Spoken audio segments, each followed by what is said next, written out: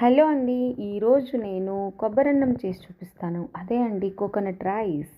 ముందుగా కొబ్బరికాయల్ని చిన్న చిన్న ముక్కలుగా తురుముకొని మిక్సీలో వేసి కొంచెం వాటర్ వేసి పాలు తీసుకోవాలండి. మెత్తగా పేస్ట్ చేసి అందులో కొంచెం వాటర్ వేసి జల్లెడ పెడితే ఆ వడగట్టేతో పాలు వస్తున్నాయి. మళ్ళీ ఇంకొకసారి వాటర్ వేసి కూడా తీసుకోవచ్చు.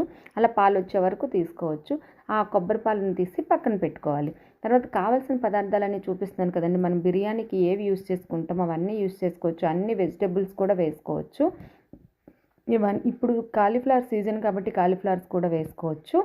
ముందుగా కుక్కర్లో నెయ్యి వేసుకొని ఆ నెయ్యి బాగా వేడెక్కిన తర్వాత మసాలా దినుసులు ఉన్నాయి కదండి, డ్రై దాల్చిన చెక్క, లవంగాలు, యాలకులు అన్నీ ఉన్నాయి కదా, ఇవన్నీ బాగా వేగిన తర్వాత మనం పచ్చిమిరపకాయలు కూడా వేసి వేయించుకున్నాను. పచ్చిమిరపకాయలు వేగిన తర్వాత జీడిపప్పు, ఇంకా ఇప్పుడు చూపించిన ఇంగ్రీడియంట్స్ ఉన్నాయి కదండి, అదే వెజిటబుల్స్.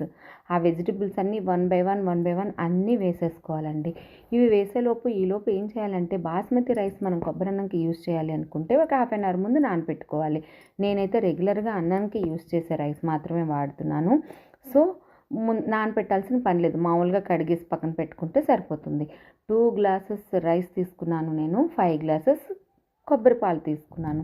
అంటే ఒక గ్లాస్కి 2.5 కొబ్బరి పాలు అన్నమాట. చూసారా, అన్నీ కుక్కర్లో వన్ బై వన్ వేయించేసి ఇప్పుడు సాల్ట్ వేసిస్తే తొందరగా వేగిపోతుందండి. మీకు చెప్పాను కదా, ఏ వెజిటబుల్ అవనివ్వండి, కర్రీస్ అవనివ్వండి, ఏవన్నా కానీ వేగాలి అంటే తొందరగా కొంచెం సాల్ట్ వేస్తే తొందరగా వేగిపోతుంది.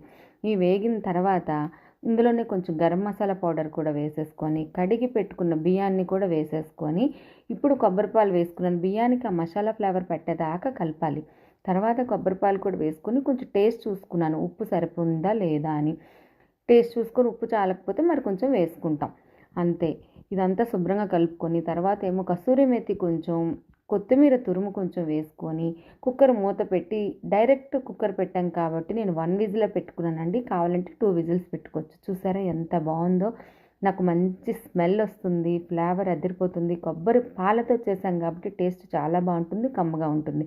ఇది మనం కుర్మాతో, పన్నీర్ కర్రీస్తో కూడా తినొచ్చు. నేనైతే మాత్రం పెరుగు చట్నీతో తింటున్నాను. చూసారా, మీరు కూడా ట్రై చేయండి. Bye bye.